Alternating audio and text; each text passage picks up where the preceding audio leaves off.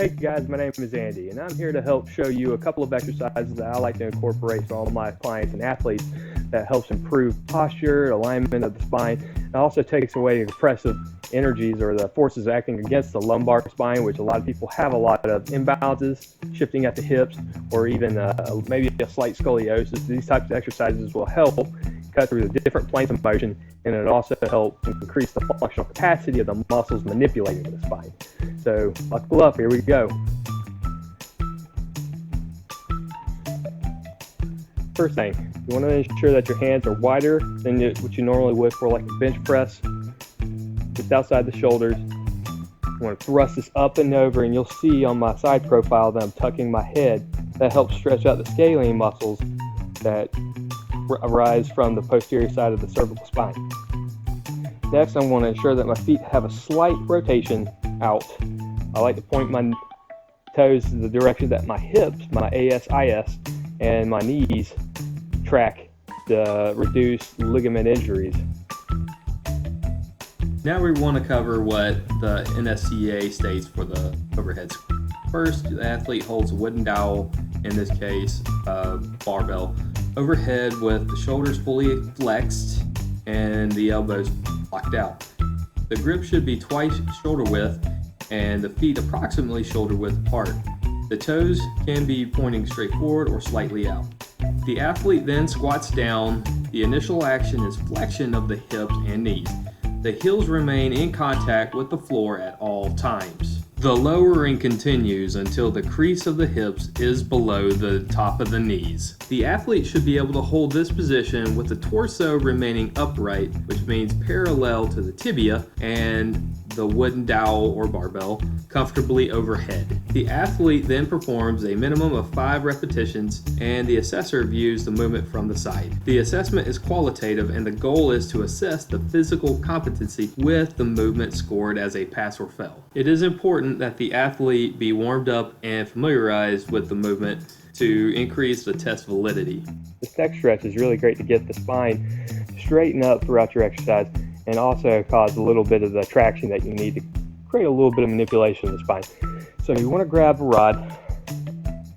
I prefer to lock my fingers to keep my thumbs on top because you can slip if you don't have a good grip on this bar. I'm going to walk my feet back to where my body starts shaping up into an L.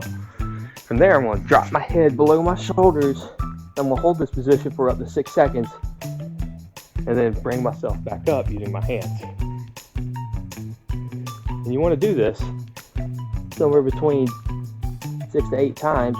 Try to push this bar forward, and it'll help Create traction along the spine, making it stretch from the sacrum all the way up to the cervical spine.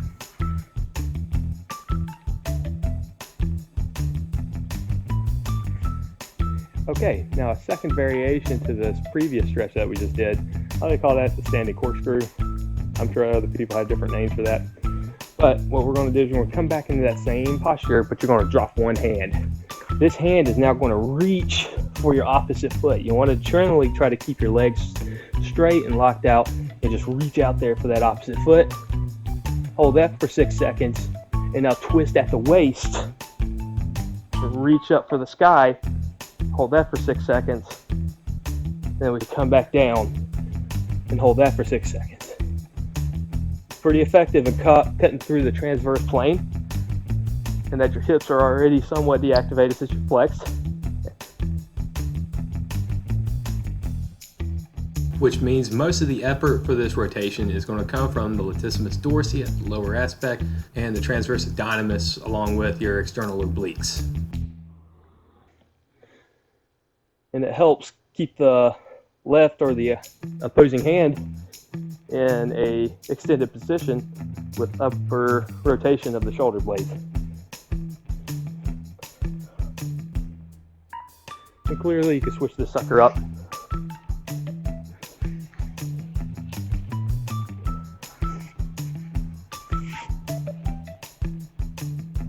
And then make it more challenging, like when you do this on your own workout days.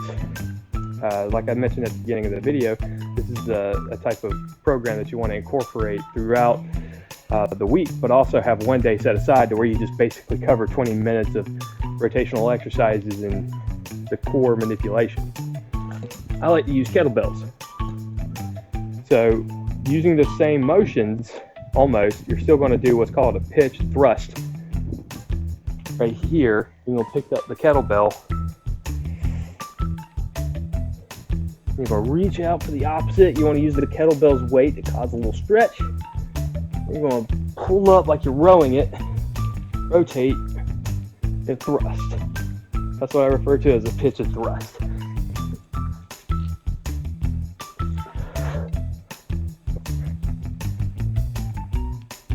Alright guys, this is a real short video covering those different exercises. Hopefully you gained a little bit of insight.